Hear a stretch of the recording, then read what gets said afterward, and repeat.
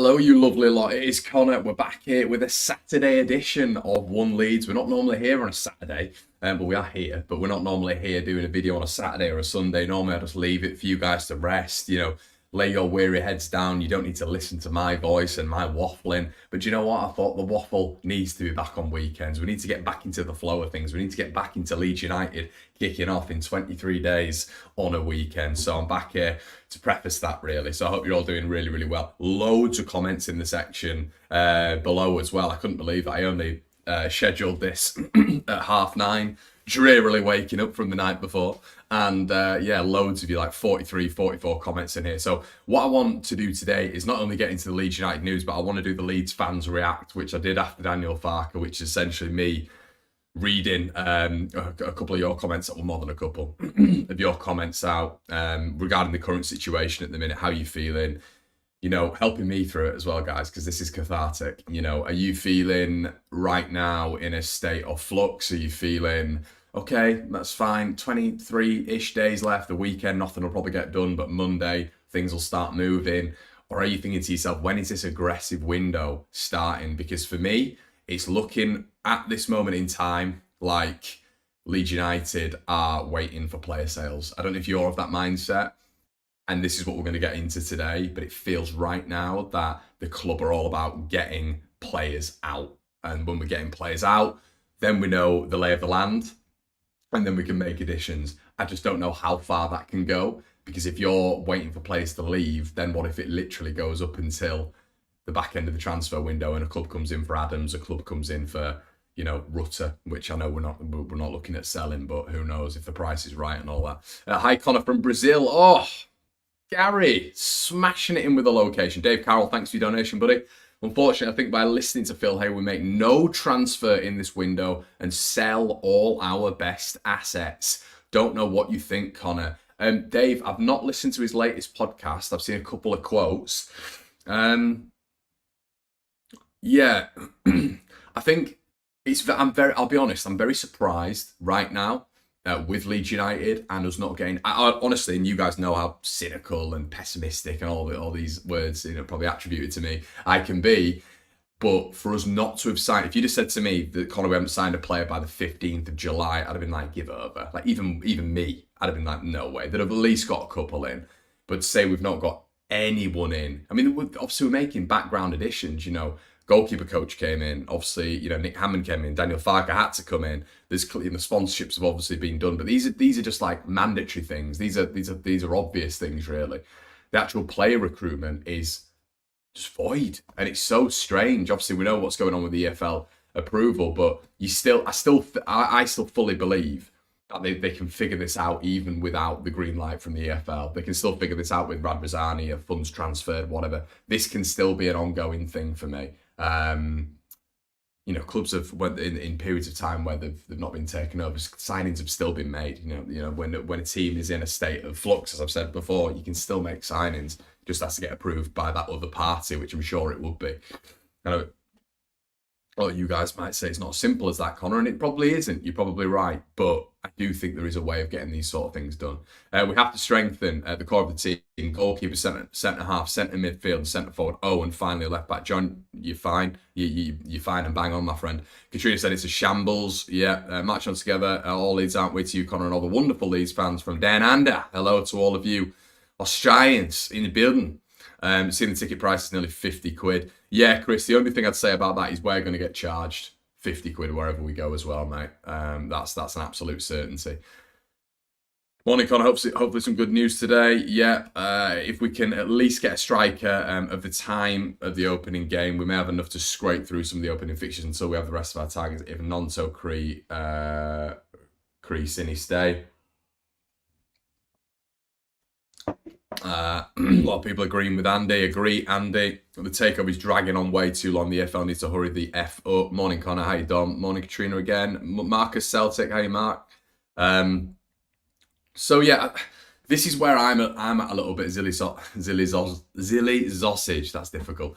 The club is clearly skint. Orta has effed us over, and it's clear that there are more skeletons being found. Now, I think the first part of that, the club is clearly skint. I'm I'm sort of there and not there. I think a lot of people were saying to the majority, calm down after the Daniel Farker, calm down, Lynn, after the Daniel Farker interview after the game, which was him, I'm paraphrasing, but saying that Leeds, they're in a position where the loan signings, how these players have gone out, wouldn't he never wants to happen again, all this sort of stuff. It's not been productive. Once again, I'm paraphrasing, but he was also discussing the level of recruitment when it comes to Leeds, and he was saying it was too early. Now, it's not too early whatsoever. You're seeing clubs in and around us making massive signings. And I think currently with this squad, contrary to belief, this squad right now is in trouble in the Championship. That's what I believe. Now, I know we've gone toe-to-toe with Man United, and a lot of you have seen some really good things there, but this is a 46-game season. Tuesday, Wednesday, Tuesday, Wednesday, Tuesday, Wednesday. Can we rely on a flutter of experience in there who were bang average Championship players for a long, long time? Without any disrespect, they're unbelievable under Bielsa, but this is a different era, a different time, and they're 3 years older. And you saw the depreciation of certain individuals, even in that Man United game, when they were, we don't need to name names, but two of them were the worst players on the pitch, senior players. And yes, there's hope. Of course, there's hope. There's some amazing youngsters in there. But is Sinisterra going to stay at Leeds United? I don't think so. Is Willian Jonso going to stay at Leeds United? I don't think so. Is Tyler Adams going to stay at Leeds United? I don't think so. So maybe the 49ers are waiting for this money to come in. So obviously you can stay within the regulations of the league, but you can then obviously go out and be quote unquote aggressive. But they're giving themselves a real narrow window. And, we're all talking about Yo Perot. There is, what if, right now, if Leeds are looking to sell, right now, and as we understand from all of the journalists in and around Leeds, Graham Smith, I think, was saying this morning that, or Phil was saying on the podcast, I've seen a couple of quotes that Leeds are looking to sell a lot of their players before sort of getting the cards in order, let's say. If they're to do that, what's stopping Russell Martin at Southampton going in and going, do you know what? Yo Perot scored 41 goals in 82 games. He's scoring 1 goal every 2 games, and Leeds are interested. Let's go and get him. So this is the problem right now, really. With Leeds waiting, you're almost giving other clubs opportunities. And this is what I was saying with Gustavo Hamer and Fulham. You get that deal done straight away as soon as the takeover's done. I know it's not all that simple, but at least if you're in contact with his people and you're getting those deals, in place, and they might have. I don't believe they are, but they might have. I think that's the way you get it done. I think the problem is now, I for example, I don't believe Yo Perot comes to Leeds. I think you're going to get Russell Martin in Southampton going for him, to be honest. And I think that's going to be the next one. Could be wrong. I'm just being speculative, but this is the risk of waiting to sell to buy, in my opinion. But then Leeds might just be in that position where they can't afford anything else. They might have to do that. Why aren't they aggressive in keeping our better talents? Connor makes no sense, as Mr. Anthrop. Yeah, and maybe that's the long-term goal, Mr. Anthrop. A lot of people have forgotten about Jack Harrison. If you're accruing value for those 5 players, which I think they're going to do, and by the way, everyone, we're going to get into another player who they're fine with selling, which I'm not fine with. And I've said on this channel before that I'm not a massive fan of him at the minute, but he's so raw. But I also think that he's a talented boy, a very talented boy, excellent dribbling skills. And I was going to read a couple of your comments in before we get into that. Morning, Connor from Costa del Pudsi. Hey, mate. Southampton can spend money without selling anyone. Yeah. Richer club, mate. Richer club. And listen, you got to look at the constraints as well. You got to look at the financial constraints, because they'll have to sell players as well. But you look at who the big one is in the pipeline for Southampton. It's Lavia, isn't it? Lavia's going to go. He's a ridiculous footballer. There's no way he's playing Championship football next year. But if they're slapping 50 million quid on him, and if you've got Arsenal and Liverpool battling out for his signature, that's gonna move you back way into the positives when it comes to FFP.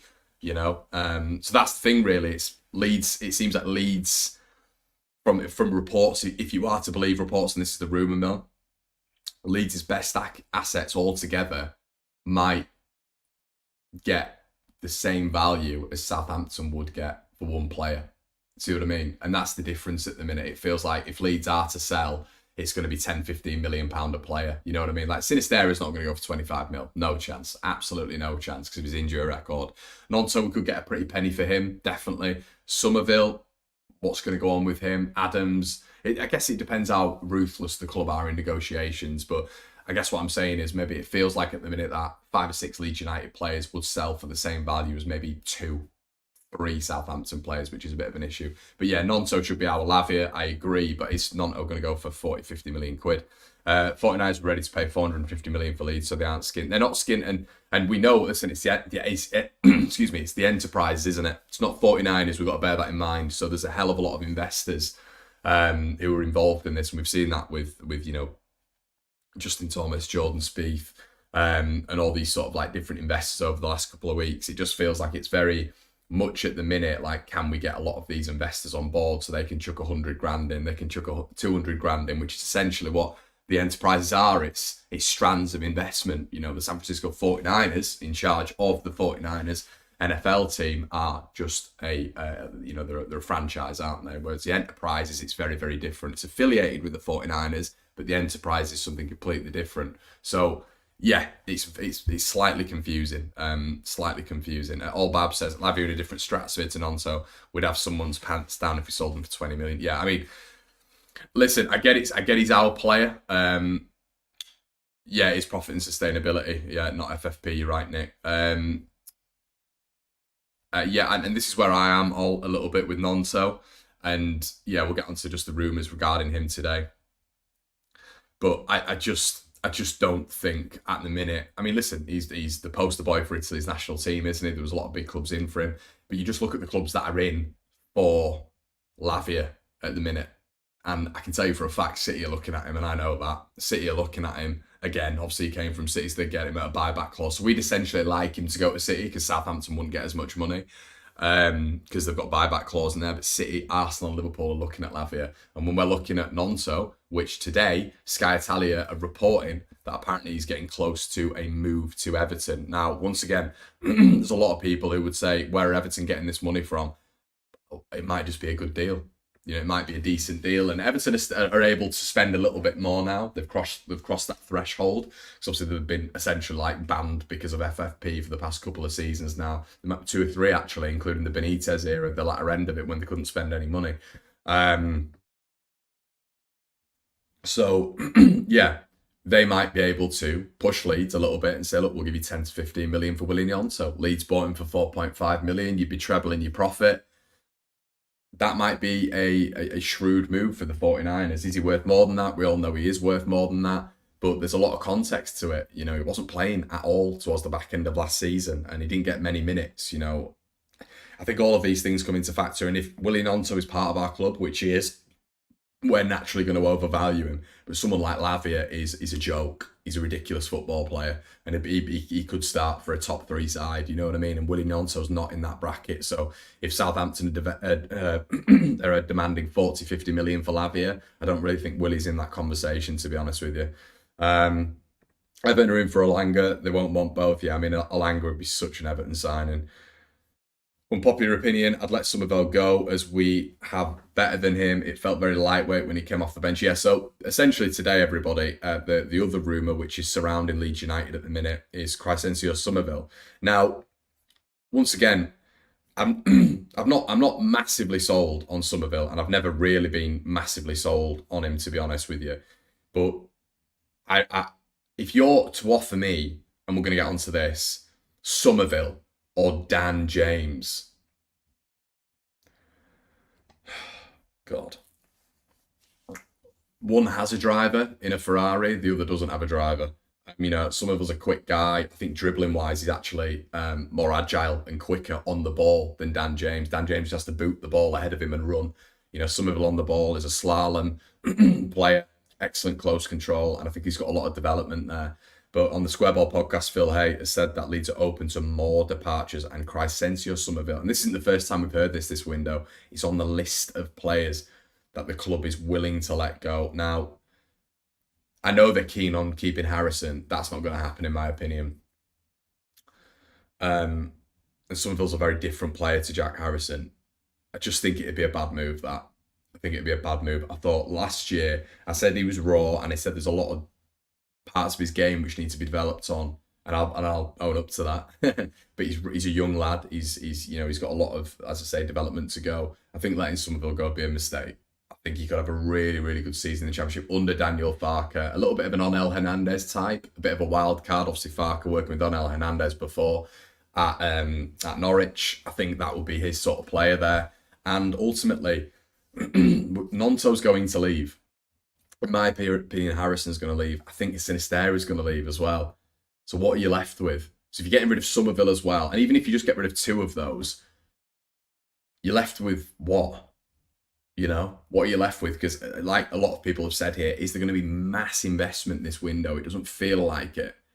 So if you to let Sommerville and Nonto go, and maybe throw Jack Harrison in there, is the backup plan Dan James? And from what we know now, Leeds are not willing to sell Dan James. So is Dan James? I don't know. Is he? Are we doing this? Are we doing this? Dan James. I don't know. I just don't think that's the right plan, to be honest with you. And I'd like us to be aggressive in the market as well. I'm sure they're trying, but in not just keeping Tyler Adams and Jack Harrison. Yeah, you know, if you to offer me, and I'm not saying that this is ever a scenario, but if you offer me a pair to keep, you know, and this is off the dome here, and you guys might go crazy at this, but sort of a Sinisterra and a Sommerville, or a Nonto and a Sommerville, or a Tyler Adams and a Jack Harrison, I'm choosing the former. I'm choosing the beginner, because I think Tyler Adams is replaceable, even though he's a very good player, and I'd be very, very happy to keep him. And I think Jack might have an eye on a move. So yeah, I would rather keep that raw talent that is a little bit unpredictable. For me, anyway. Oh dear, right. I'm so sorry, mate. Abdul Rahman, have I done well there? Let me know. Sorry, I do this with every single name. It's not just yours, mate. I butchered it there. Abdul Rahman. Hello, my friend. Thank you for your donation. Really appreciate that. Very, very kind. Hi, Connor. Why, in your opinion, is the takeover taking so long? Lastly, I was impressed with Lewis Bate in the friendly against Man U. Best wishes from Bahrain. From Bahrain. We've not got... I don't think we've had a Bahrain fan before, so thank you so much. Yeah, I really like Lewis Bate. And to take it to a positive, Abdul Rahman, that is a really good point. I thought Lewis Bate, close control, excellent in the pockets, very progressive. And JB, excellent, absolutely excellent, both of them. So I'm really impressed with those two. And I think we always knew with Lewis Bate, he's a bit of a technician, and we're all excited. I certainly was when he came from Chelsea. And we spoke to a Chelsea fan on the channel who said, look, Connor, he's a top player. He's going to be a top operator, you know, captain of their development squad. So yeah, very, very encouraged by him. JB, very, very encouraged. I just think there needs to be, and especially with the players that are evidently going out, even against Man U, and I think this is going to be against a lot of teams in the Championship, you need a star boy. Hate that term, but you need a star boy, don't you? You need a player who's going to make things happen. The issue with the forward line and selling a lot of the products that we have in that attacking line is that you lose one of them. I think Sinisterra, you took him out of that game the other day. There's no threat whatsoever for me. There's no threat whatsoever. So yeah, I think Leeds have to get this right when it comes to, integrating the youngsters, Lewis Bate and JB, players of that ilk who are clearly very good. Matteo Joseph, with quality in the Championship, real quality. And I think they've got to get that right. Sonny Perkins could be class for us this year, says Connor. Yeah, I'd like to see him in the 10, to be honest. That'd be nice. What do you think about him in the 10? All Bab says Dan James had a handful of good games since he left Swansea all those years ago. Some fans believe, yeah, I don't understand it all. I don't understand it. Yeah, this is what I mean. Like, there's a positive here. There's an arc where I'm going on. All's right for me. Is Dan James a sellable asset? Could we get 10 to 15 million for him? I hear you all laughing, but could we? Is there potential there for us to mug an Everton off who love just spending stupid money on players? I mean, they're looking at Anthony Elanga. Is there potential there for them to go and get a Dan James? Dan James scored against them. He had a good game against Everton at Goodison Park in the running. Could you almost tease them in signing Dan James? And why don't we just keep hold of a Crysencio Sommerville? Because I think you'd still accrue value for a Dan James. I do think that. And then you're getting rid of a player who, for me, would be surplus to requirements, and then you're keeping a young prospect like Crysencio. Some of them might want to leave, But if you're to encourage him for one season to stick around at Leeds, I think that'd be a good move. And maybe that's the way Leeds should go instead. You're dreaming, Connor. I know. James to Everton for 12 million sounds possible. This is the thing, like a team like Everton, if you're able to convince, as I say, had a good game against them. I know that sounds ridiculous in football, but it can be done like that. It really can be. And Everton, we know, are a bit daft with money. Or could you sell him to a newly promoted club? You know, it's getting a bit dark in here, isn't it? Let me just lighten the camera. There we go. What do you think of the Sambas, Connor? At Paul, I think they're hideous. They've got midlife crisis and divorced man written all over them. No, mate, don't get yourself a pair. Why are they ruining Sambas? Sambas are a classic shoe, right? Gazelles, I'm big into my shoes. Gazelle, classic shoe. Right. I don't mind the white shoe with the blue, white, yellow, whatever. I don't mind that little tricolour. What are you doing sticking a Leeds badge on the tongue? It's terrible. It's awful. The design is awful. Don't get you. I mean, I've got nothing against it, but I think you get a few second looks with that one. Nah, not for me, mate. Not for me. I don't mind the Sambas, just the colours, the tricolour that Leeds have produced, but Jesus, having a big fat Leeds badge on the tongue. No, thanks. David says, why sell our best players to bring in a lower standard of player? Doesn't make any sense, as you might as well keep those players that are already at the club. You're right, David, and maybe that is a sign of, I mean, you're hoping that Leeds are then going to go and buy players that are of that quality, if not a greater quality. But it doesn't feel like we're doing that at the minute. It doesn't. But there still is time. We've got to remember that the transfer window ends on the 6th of September. But then you're in the thick of games. And if Leeds are looking for promotion, which you presume they are, they can't really be starting miles behind Leicester and Southampton. That's if we're looking at automatic promotion. I don't think we'll get automatic promotion this year. There's been too much chaos, and we've not got a good enough squad at the minute. We haven't. I don't think we've got a good enough squad. I think, because we've come down from the Premier League, everyone seems to think, in my opinion, not everyone, but there's a large majority seems to think that this squad just automatically tears it up. This squad, mentality-wise, have been losers for 2 years. Fact, they've been losers. So turning that around is going to be a big task, and getting them winning again and getting them playing a style of football which gets the best out of them, but also having quality on the pitch, which is able to validate this style of football. We don't have a striker yet. Pat Bamford's still there.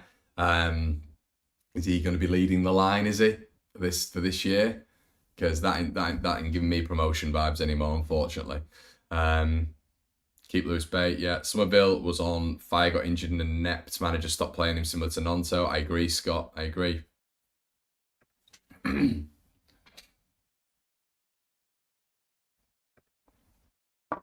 Right, Ryan.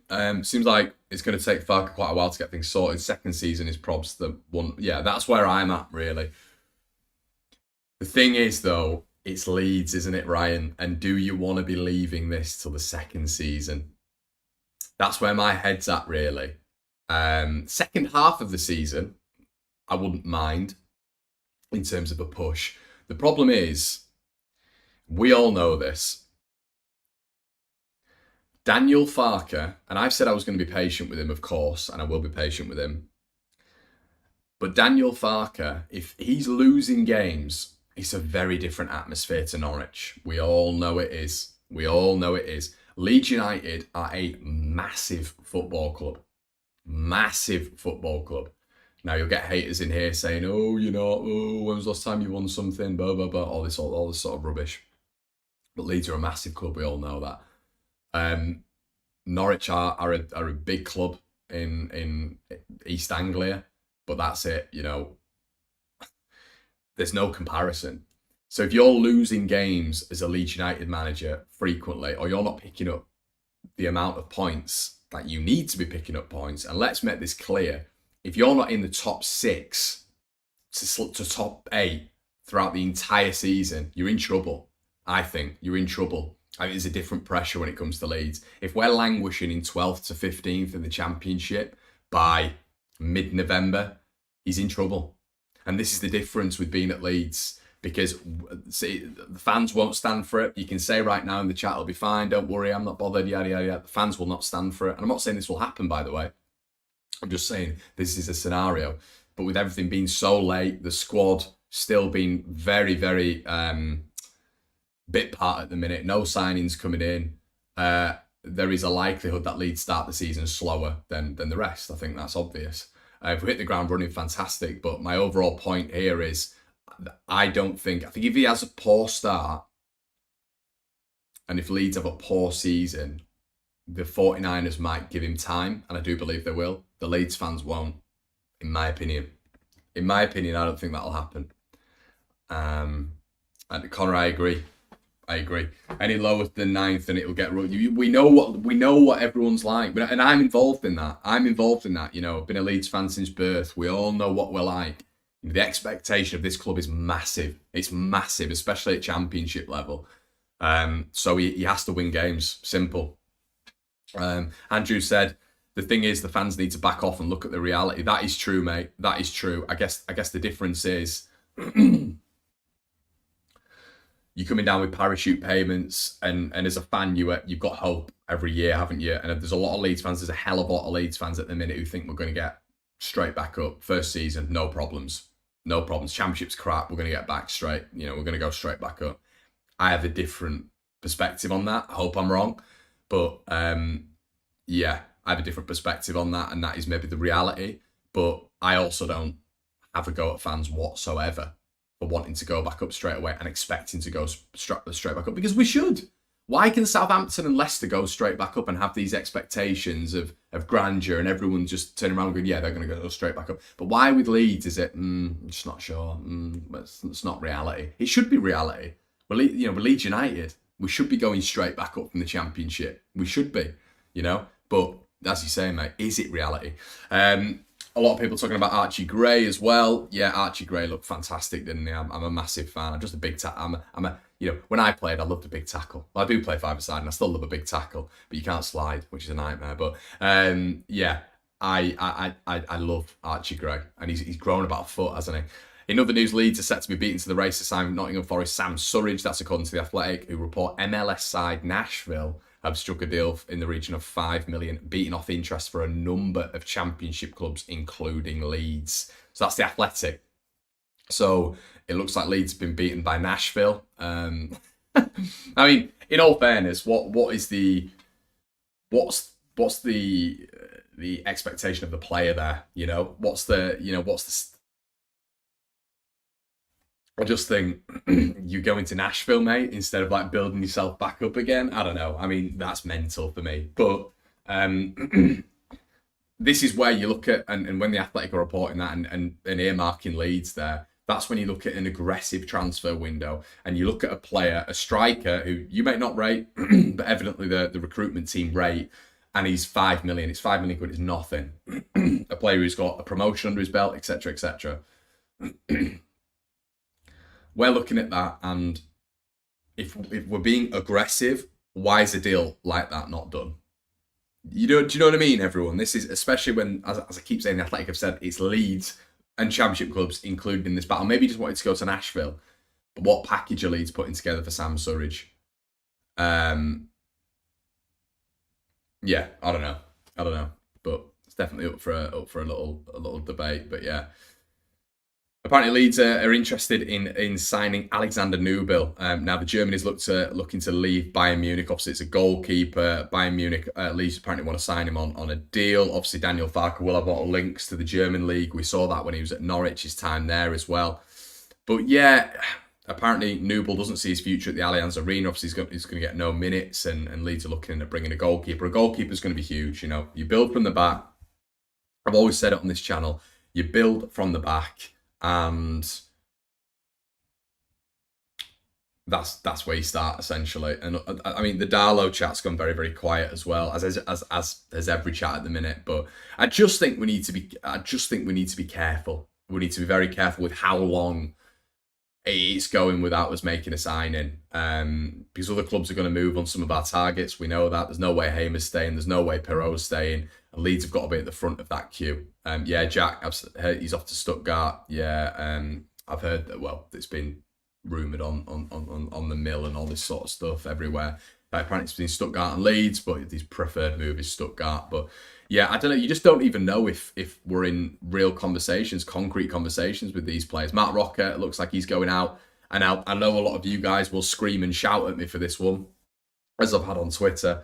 But Roca is going to Betis, and apparently Leeds are not including, according to several reports, an obligation to buy, which I think, if that is true, is a good way of going about it. I think Daniel Farke, I've said this before, people are just not listening to what I'm saying, but Daniel Farke is a possession-based coach, and I'd like to see Marc Roca, who in his entire career has been managed by possession-based coach managers and done well, even for the national side, keeping the ball on the floor. I'd like to see him in a system which benefits him. I think he's one of the only players in that side last year who, in a possession-based system, would have thrived. But I could be wrong. But I quite like the fact that, you know, next season we'll potentially get him back if we were to go to the Premier League. But I'm a bit sceptical that we're going to go back to the Premier League. So it's a win-win for you guys who want him gone anyway, because next season, you know, he's probably going to impress at Real Betis around better players and in a possession-based side under Manuel Pellegrini, and then he will likely move. But yeah, I quite like the option of keeping him at Leeds under a manager who can actually coach football and doesn't want the ball in the air.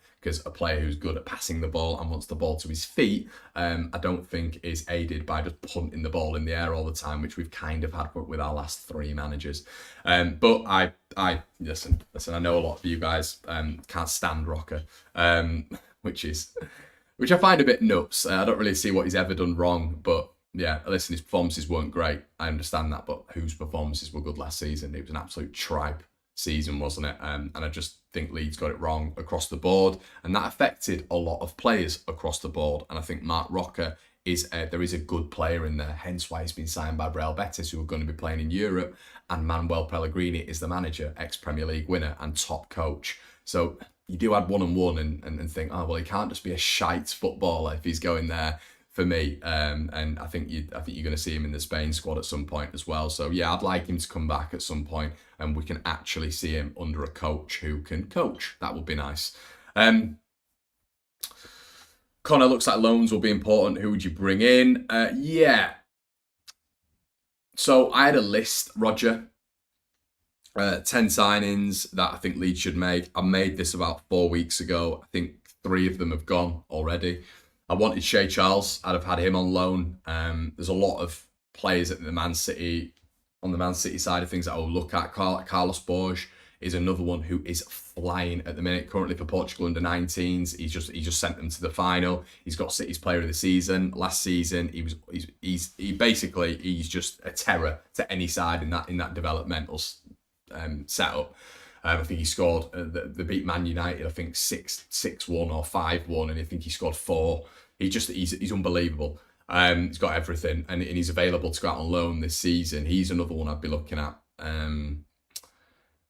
So yeah, it's just a difficult one, really. I mean, you're looking at some of the other ones at City. City's the one I'd be looking at because I think a lot of their kids are unbelievable, and I think, you know, you look at the setup that they've had from 14s upwards for the last 10 years, they just win everything.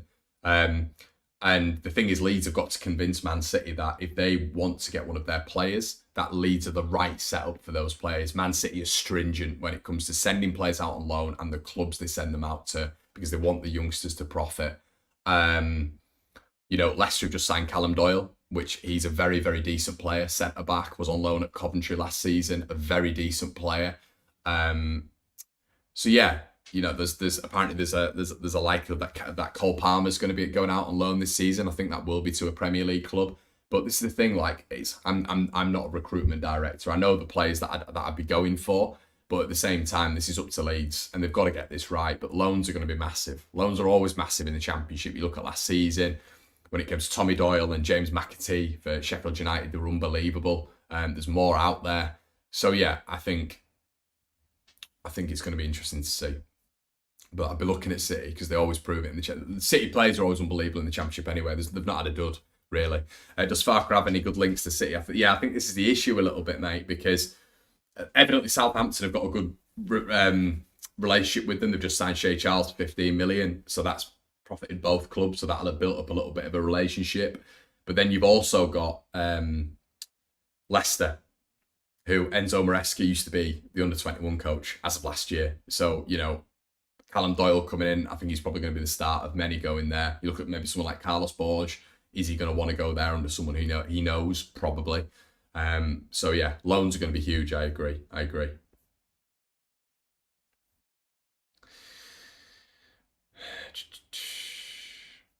Chris says, Connor, can you imagine if we get 3 or injuries with this current squad? Won't have anyone. Yeah, and that's the thing, Chris. You need to build up a.